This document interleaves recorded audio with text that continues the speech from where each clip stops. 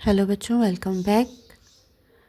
History today book 2 का chapter number 6 हम आज उसका तीसरा हिस्सा पढ़ेंगे और स्टार्ट करेंगे पेज नंबर 88 से। पिछली वीडियो में हमने जहाँ तक पढ़ा था उससे आगे स्टार्ट करते हैं। आर्ट एंड आर्किटेक्चर, फ़न और फ़न तामीर। अकबर ने फ़न की हौसला अफजाई की और अपने दरबार में बहुत से माहिर मुसव्विरों को मुलाजमत दी। धीरे धीरे एक मुग़ल तर्ज का आर्ट डेवलप हो गया, जिसमें ऐसी पेंटिंग थी जो ज़िंदगी भर के मनाजिर की थी। पेंटिंग के साथ साथ फ़नकारों ने अकबर की बहुत सी किताबों की भी तस्वीर कशी करी। उसने उम्दा इमारतों की तख्लीक की भी मंजूरी दी, जिसमें महलात, दुकानें और दारुल हुकूमत फतेहपुर सीकरी के अंदर एक अजीम मस्जिद भी शामिल है। अकबर के मशागिल क्या थे? अकबर एक शिकारी भी था। अकबर एक शौकीन शिकारी था, जैसा कि अबुल फजल ने सोर्स 6.37 में बताया है। जो लोग गहराई से नहीं सोचते वो जानवर को मारने को एक तरह की लज़्ज़त के तौर पे देखते हैं, लेकिन गहरी सोच वाले शिकार को इल्म हासिल करने का एक तरीक़ा देखते हैं। यही हाल जहाँ पनाह का है, और इसके अलावा वो शिकार की पार्टियों को इस्तेमाल करते हैं। लोग और फ़ौज की हालत के बारे में मालूम करने के मौके पहले उसके आने की इत्तला दिए बगैर वो भेस में सफ़र करता है, मज़लूमों की मदद करता है, ज़ालिमों को सज़ा देता है। इन्हीं आला वजूहात की बिना पर जहाँ पनाह शिकार में भी दिलचस्पी लेते हैं और अपने आप को इससे काफ़ी मोहब्बत का इजहार भी करते हैं। पेज नंबर 89 पर आ जाते हैं। अकबरनामे में शिकार की मुख्तलिफ़ इक़साम दर्ज हैं। दूसरे जानवरों के अलावा शेर, हिरन, भैंस और आबी परिंदों का शिकार कुत्तों के ज़रिए शिकारी परिंदों, हिरन और चीते से किया जाता था। शिकार की एक मशहूर किस्म कमरगाह थी, एक मंगोल शिकार जिससे चंगेज़ खान और तैमूर भी लुत्फ़अंदोज़ होते थे। एक आम कमरगाह पर 50,000 बीटर्स 85 किलोमीटर कतर का एक बड़ा दायरा बनाते और खेल के जानवरों को उसके मरकज़ की तरफ ले जाते। जब जानवर 6 किलोमीटर चौड़े इलाके में फंस जाते तो अकबर और उसके दरबारी अपने घोड़ों पर सवार होते। अकबर को कमान, तीर, तलवार, बंदूक का इस्तेमाल करते हुए शिकार करने का पहला मौका मिलता।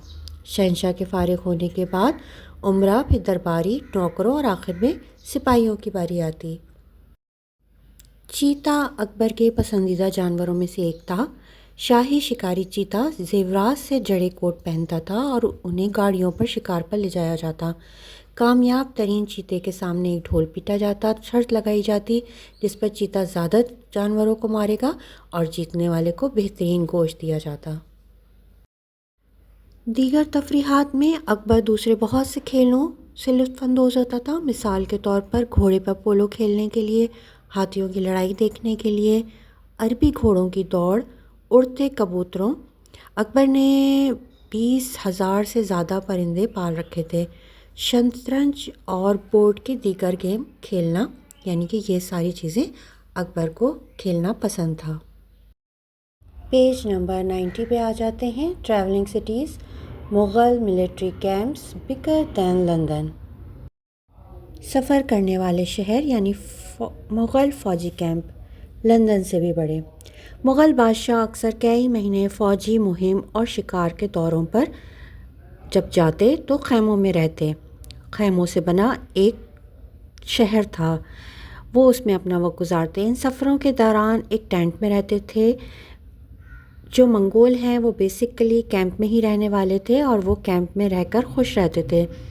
इसके अलावा शाही टेंट शानदार और आरामदेह थे। अकबर अपने साथ मौसीकार, गैलरी, दफ्तर और वर्कशॉप भी साथ ले जाता। मुग़ल बड़े सुर्ख ख़ैमों में रहते थे जिनमें सोने और चांदी से एम्ब्रॉयडरी हुई हुई होती थी। कैंप बहुत बड़े थे, जैसा कि सोर्स 6.41 में हमें पता चलता है। जब वो सफ़र के लिए निकलता या शिकार के लिए जाता तो उसके ख़ैमे इतनी जगह घेरते थे जितनी जगह लंदन जगह लेता है, या इससे भी ज़्यादा। और मैं कह सकता हूँ कि कैंप में उसके साथ जाने वाले लोग 2 लाख हों या उससे ज़्यादा, वो भी उसके अंदर रह सकते थे, इस तरह जैसे कि एक शहर। یہ بات سورس 6.41 سے لی گئی۔ یہ ایک کیپٹن تھا ولیم ہاکنس، جس نے جہانگیر کے کیمپ کے بارے میں بتاتے ہوئے لکھا: امپیریل کیمپ، ایک بہت بڑا قافلہ۔ جیسا کہ ہاکنس ہمیں بتاتا ہے کہ کیمپ میں بہت سے لوگ تھے۔ فوج اور دربار کا بڑا حصہ شہنشاہ کے ساتھ تھا اور اس کے ساتھ ساتھ زنانہ حصہ بھی تھا۔ اتنی بڑی تعداد میں لوگوں کو کھانا اور سامان کی بڑی مقدار کی ضرورت ہوتی۔ ایک خانہ بدوش قبیلہ کیمپ کو اناج کی فراہمی سے اپنا گزارا کرتا تھا۔ لوگوں اور سامان کی نقل و حمل کے لیے بڑی تعداد میں ہاتھیوں اور اونٹوں کی ضرورت تھی۔ بیل گاڑیاں فوجی ساز و سامان اور خچر لے جاتی تھیں۔ شہنشاہ کا فرنیچر اور ذاتی سامان بھی اٹھا لیا جاتا۔ جیسا کہ آپ تصور کر سکتے ہیں، کیمپ آہستہ آہستہ چل سکتا ہے، شاید زیادہ سے زیادہ 10 میل، ایک دن سے زیادہ نہیں۔ ہیوج کارواں کے بارے میں اب پڑھ لیا ہم نے، اب ہم پڑھیں گے دا امپیریل کیمپ۔ شاہی کیمپ۔ نیچے کا بیان اکبر کے کیمپ کے مرکزی علاقے کا ایک حصہ بیان کرتا ہے۔ باقی کے حصے بھی اتنے ہی بڑے اور عظیم الشان تھے۔ گلال بار ایک عظیم الشان احاطہ ہے جو بادشاہ کی ایجاد ہے، جس کے دروازے بہت مضبوط اور تالے اور چابیوں سے محفوظ ہیں۔ یہ کبھی بھی 100 گز مربع سے کم نہیں ہوتا۔ اس کے مشرقی سرے پر 2 داخلی دروازوں کا ایک پویلین بنایا گیا ہے، جس میں 54 ڈویژن 24 گز لمبا اور 14 فٹ چوڑا ہے۔ اس میں ایک 2 منزلہ برآمدہ بھی ہے، جس میں بادشاہ عبادت کرتے ہیں اور جس کے اوپر سے صبح ہوتے ہی وہ داد بھی وصول کرتے ہیں۔ یہ اکبر نامے سے ملا گیا ہے۔ پیج نمبر 91 پہ آ جاتے ہیں۔ اکبر کے دور کا خاتمہ۔ اکبر کے طویل اور شاندار دور کا خاتمہ آگرہ میں 15 اکتوبر 1605 کو ہوا، جب شہنشاہ کا انتقال ہو گیا۔ افواہیں تھیں کہ اسے زہر دیا گیا ہے۔ اگلے دن آگرہ کے قریب سکندرہ میں اسے دفن کیا گیا۔ 76 سال بعد 1691 میں جاٹوں کے ایک گروپ نے شہنشاہ اورنگزیب کے خلاف بغاوت کرتے ہوئے اکبر کے مزار کو توڑا، اس کی لاش کو گھسیٹ کے باہر نکالا اور جلا دیا۔ Europeans struggle for power in India.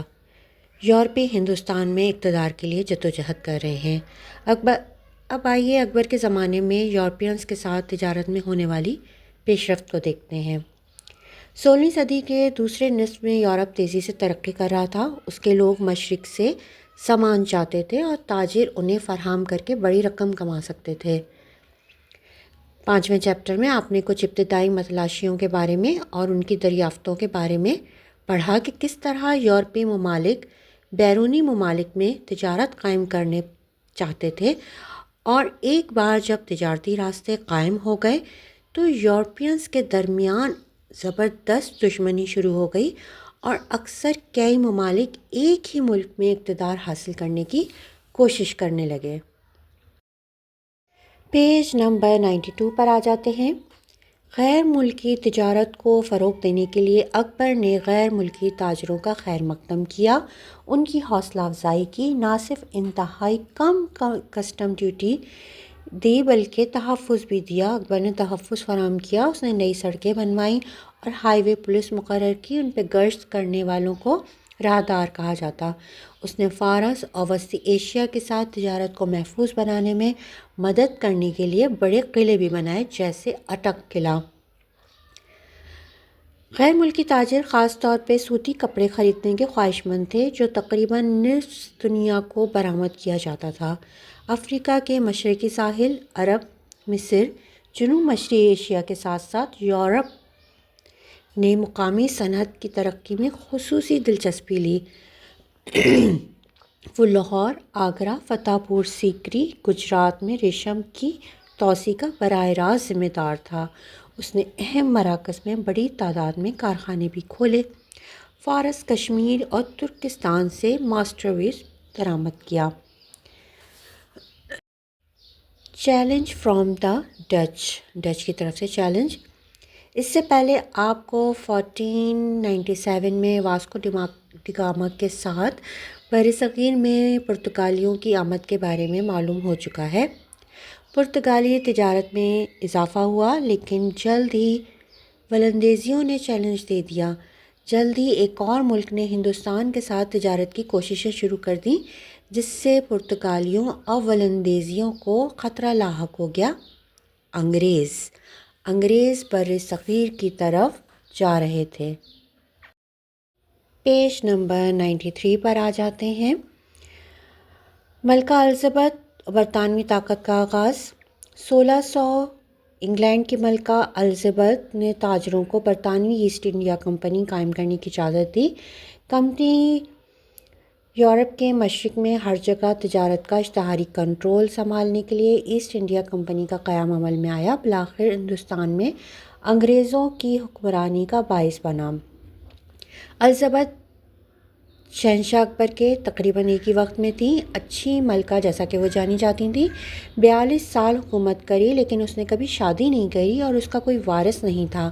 Elizabeth ایک ہوشیار خاتون، انتہائی ذہین اور ایک ہنرمند سیاستدان تھیں، جس نے مضبوط ہاتھوں سے حکومت کری۔ سورس 6.46 سے پتہ چلتا ہے کہ الزبتھ عیش و عشرت سے محبت کرتی تھی۔ اس کے کپڑے مشہور تھے۔ اس کے پاس ریشم اور مخمل جیسے مہنگے کپڑوں سے بنے 3000 سے زیادہ کپڑے تھے۔